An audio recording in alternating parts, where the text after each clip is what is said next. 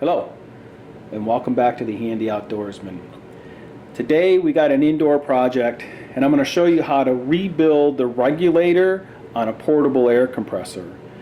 Now, these compressors are pretty common. This happens to be a Porter cable, but Craftsman's, DeWalt's, Black & Decker, they're kind of all very similar to how this is done. So if you can follow along with this, then you should be able to replace some parts on your regulator if it's not working. The regulator itself is the part that controls the amount of pressure that comes out of the tank. So it's very important that this is working accurately so that when you're filling tires or using a power tool, you've got the right amount of pressure. Now, over time, the components inside here will wear out, and so there are kits that you can get depending upon your make and model. So I went out to replacementparts.com, and I'll put a link in the description to their website to where I ordered the parts for my particular make and model. Now, this is not a sponsored video. It just happens to be where I got the parts, and it was quick, easy, and relatively inexpensive. So I was able to pick up a new kit with all of the parts to rebuild this regulator for under 20 bucks. So I think that's pretty good. Alright, so without any further ado, let's go ahead and get into it. I'm going to put some air into this, turn this on so you can see exactly what my problem is. So let me turn this on so it's not too loud. It'll get filled up, and I'll bring you right back. As you can hear, it's leaking all the way around the regulator. And then this is showing the gauge right here, the pressure that's in the tank, and eventually this will just leak out until it gets down to zero, and I've got no air in the tank. So this is the reason why I need to replace mine. Alright, let's go ahead and get at it. Alright, I've drained all of the air out of the system, and so now we'll be able to go ahead and disassemble the manifold so we can get to the regulator. First thing we're going to want to do is loosen up this this cap here.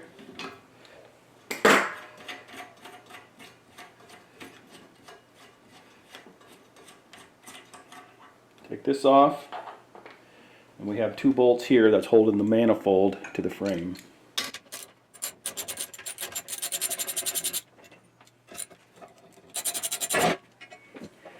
Now that we've got the manifold removed, we want to remove the cap that's behind the regulator, and that's just done with an 11/16 wrench.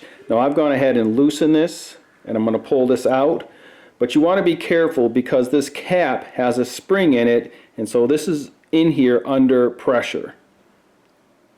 Okay, comes out, and that's what it looks like. Alright. Let's finish taking apart the regulator.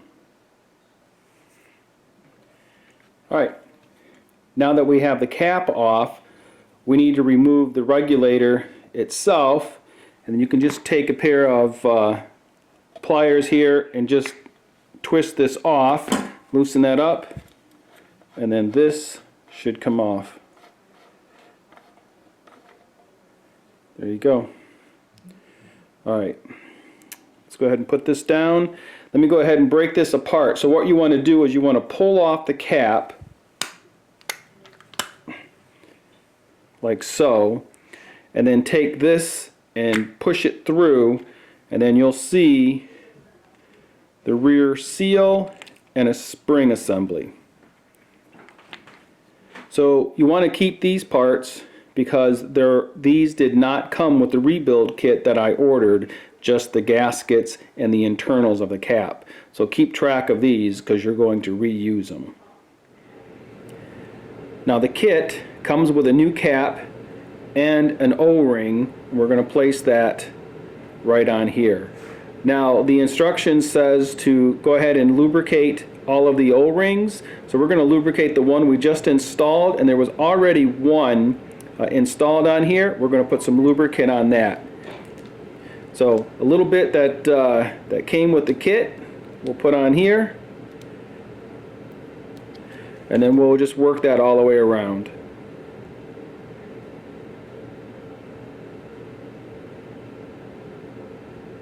And to make sure that we get this inner one. Once we have that on, we'll go ahead and put our spring on, and then we'll put our valve on. And so the rear cap assembly is ready to be reinstalled. Is go to the knob itself and reassemble this. So we'll go ahead and put in our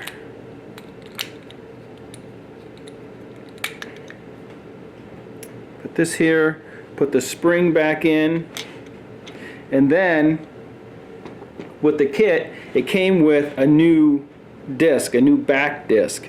And again, we're going to do the same thing, is we're going to put some lubricant on this, on that O-ring.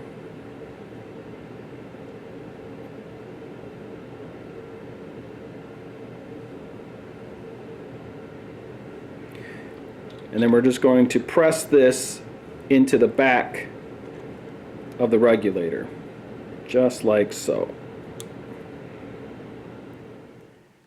Now we're ready to reassemble. So we're going to go ahead and take our cap assembly, and we're going to go ahead and insert this and get it started. Now you want to be careful that you don't cross thread this feeding it in, so take your time. We'll tighten this down. Give it a good snug. Now the next thing we'll do is we'll turn this over, and taking a paper clip or a small screwdriver, there is a gasket on the inside that we need to take out, and with the kit comes a replacement gasket. We want to insert this right in here. Next, we'll take the regulator that's already been rebuilt, and we'll start this and get this in, and then we'll snug this down.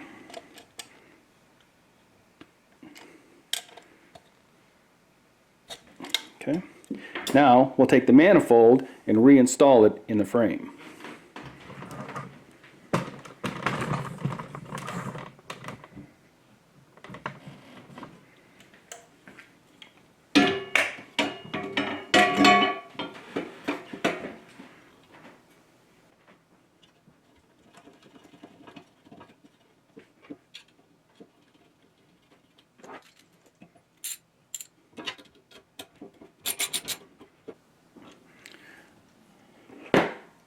Next, we'll put the retaining clip back in for the regulator.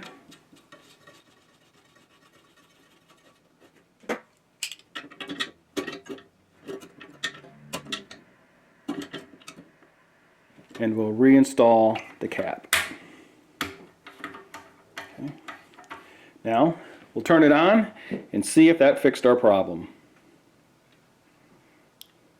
So there you go.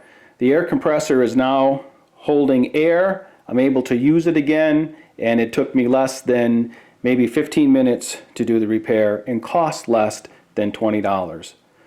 Alright, I hope you found the video helpful and that you were able to learn something from it. As always, I appreciate you watching. So until the next video, take care and God bless.